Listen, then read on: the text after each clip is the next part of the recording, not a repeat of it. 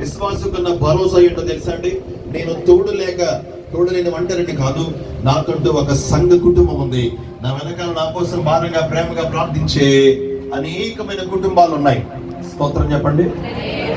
అని చెప్పేమాట, నేను నీకు తోడుగా ఉంటాను. ఈ రాత్రి ఖచ్చితంగా స్పష్టంగా రాజుగారితో మనస్విని గారితో, నేనే నీకు తోడుగా, ఏ పరిస్థితుల్లో మీకు హాని చేయవు.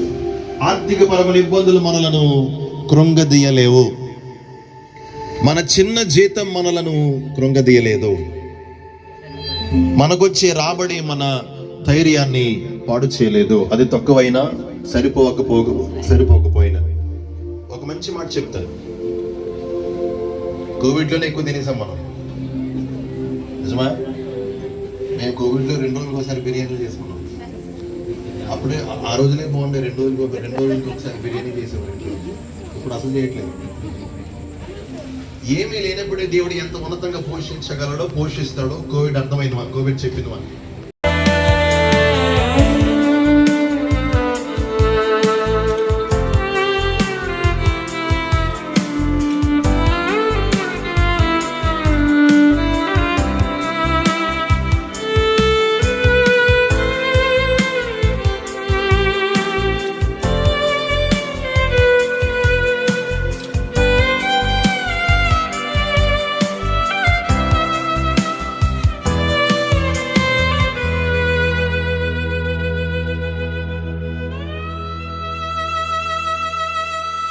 పగలంతా మేఘస్తంభమై, రాత్రంతా అగ్నిస్తంభమై, దినమంతయు రెక్కలతో కప్పితివే. స్నేహితులే నన్ను వదిలే